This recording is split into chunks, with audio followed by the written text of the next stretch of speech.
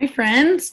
Welcome to math. Today's math is one that we haven't really looked at it's been, I think, a while since we've done a star path.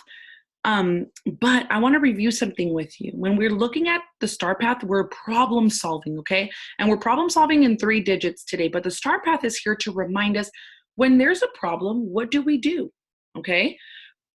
Remember the problem solving star. When you think of a plan, ask yourself, what do I already know? You know how Miss Warner always says, use the information they give you or use the information that you have? That's all you know, right? You can't use something you don't have, any tools that you don't have, because you don't know them yet. So we can use what we already know. We'll start with that first. Then ask yourself, what do I need to know? There are still lots of things that you need to know first grade because you're just learning. You are just starting on this educational journey. You guys have so much to learn, and it's so exciting because your brains are fresh, friends. There's so many new things you still have to learn, it's great. What operation do I use? Addition or subtraction? Okay, so these are all things that you need to ask yourself when you read a problem, especially a word problem, because you can only use the information that they give you, like Ms. Warner always says. But remember, we use tools like circling the important information, underlining the question of what they want us to do. All right, let's go over what this star path says. STAR means seek, think, act, review. So the first step is problem solving path. The next step is seek to understand, think of a plan, act on your plan, and then review the plan. I think we can handle that. All right, we're talking about the Title Fest. Mr. Nelson served 837 snow cones during the 3 days of Title Fest. He served 319 on the first day.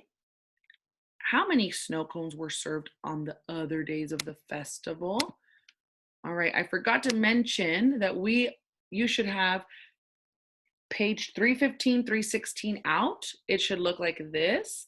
There's a big star on the top and it's lesson 10.14, okay? All right, what's the important information about Mr. Nelson? Well, how many snow cones that he sold, right? 837 and 319. And the question says, how many snow cones were served in the other days of the festival? So the 3 days were 837 and 319. So the difference in that is going to tell us how many were served on the other days. We only know the first day was 319. So if we subtract from the bigger number, we'll know how many the other days had. What do I already know? Well, you already know that Mr. Nelson served 837 snow cones in all, and he served 319 on the first day alone. What do I need to know? Well, you need to know that the number of snow cones served the other days of the festival, we don't know it yet, but we need to know that information. And what operation do I use? Subtraction, because we know that there's a difference there. So they did the subtraction right there for you. 837 take away 319 equals 518 snow cones, and that's the answer there. Okay, the front just showed us step by step how to extract the important information, learn what you need to know, and figure out what operation to use. So I'm going to flip my page. I hope you do the same. Make sure you have a pencil and an eraser out with you, and we're going to do a couple of word problems on the back. Sometimes, well, if you're anything like me, when I was little and your age, I used to freak out when I would see these word problems. I would start getting like all nervous. I felt like my hands were sweating. My heart would start beating really fast because I felt like, I don't know this. They want me to read all those words, but what do words have to do with math? Okay, this is why Miss Warner says extract, pull out the important information. Not all of that information is important, okay? The numbers are important for sure. And then the last question is usually the important one that tells you what it's asking, what it wants you to do, okay? The information is important, so it doesn't mean just circle and do what the question says. I'm getting all tongue twisted. We should still read everything it's asking us to do, but if we circle and underline the important information, it's gonna pop out at us and we'll be able to see what we need to do a lot sooner, okay? Let's read it together. One team designed a ship and anchor for the sand sculpture contest. They used 349 pounds of sand to make the ship. Could you imagine how much 349 pounds of sand, what it looks like, or even what it feels like to like carry that or unload it from a truck? That's crazy. They used 105 pounds to make the anchor. How many pounds of sand did they use altogether? Okay, couple of keywords I want to show you. First of all, the two numbers, 349, 105, and we're talking about pounds. So you can, well, they already wrote it here, so you don't need to, but if in the future, if they don't write it for you, you should also underline what they're talking about. Is it puppies? Is it Skittles? Is it Pokemon cards? What are they talking about? In this case, they're talking about pounds of sand, okay? So 349 and 105. 349 was for the sand that it took to make the ship, and 105 was for the anchor that they made. How many pounds of sand altogether? Altogether is a clue for what we need to do here. Altogether means addition. All right, let's begin. 349 plus 105.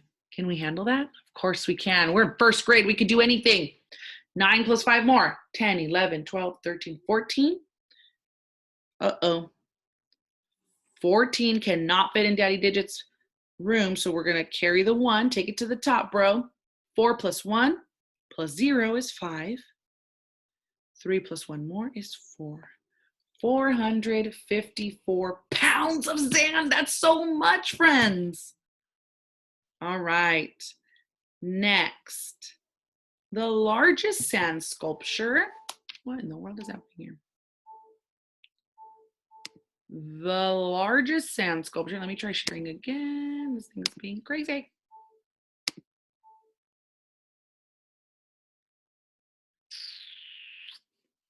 Give me just a second, my friends. Okay, friends, awesome.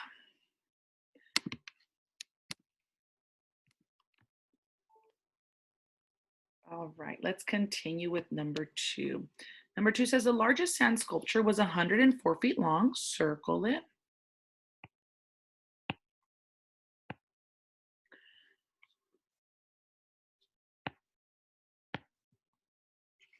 Sorry, give me just 1 second. All right, guys, here we go. You're gonna circle 104 because it's 104 feet long.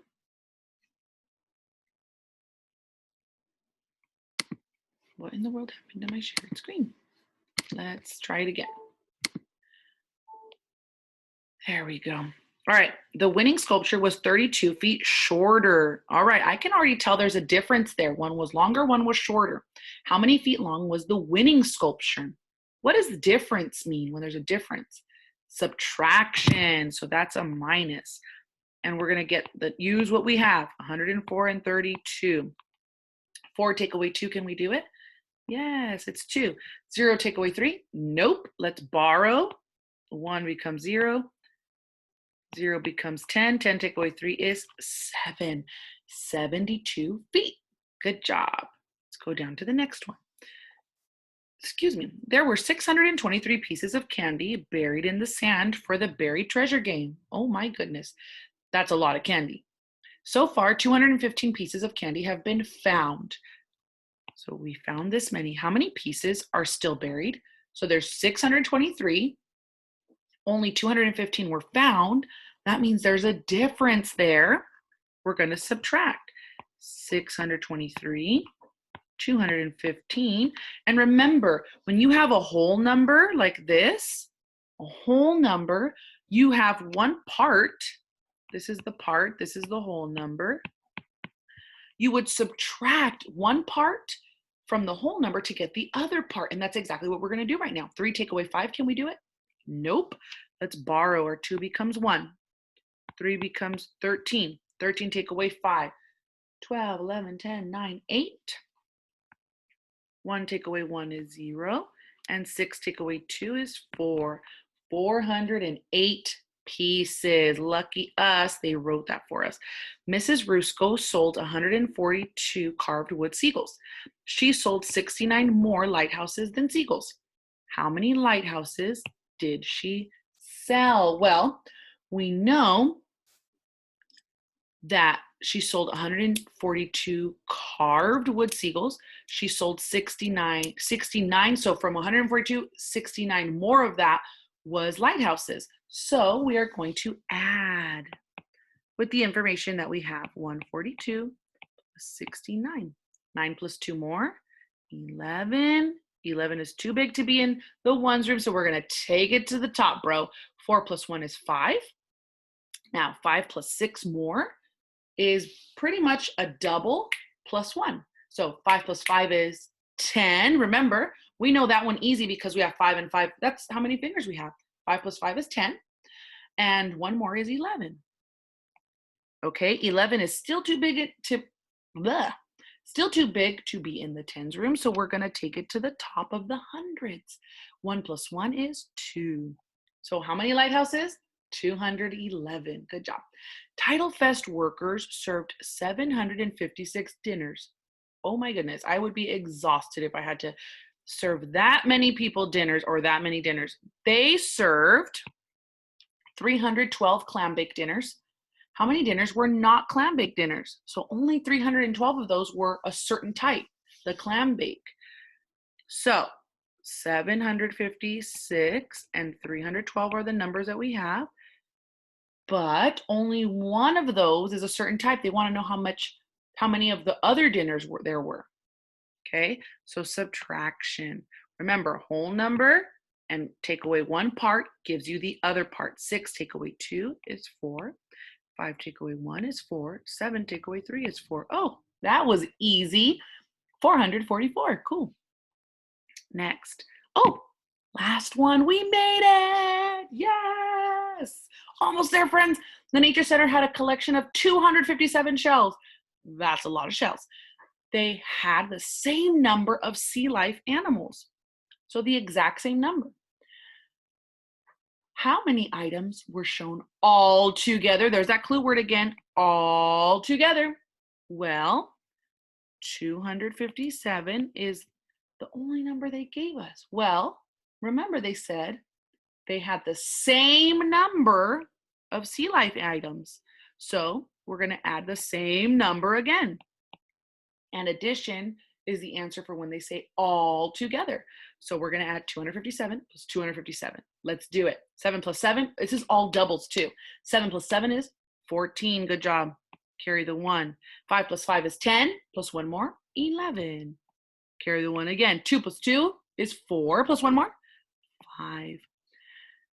514 items. Friends, can I tell you the good news? You just survived another math lesson from Miss Warner, and you did it amazingly, because that's what you are. Amazing, friends. Okay, I'm going to send you off into the rest of your Thursday, and I hope it's amazing. Make it a good day, okay, friends? Love you guys. Bye.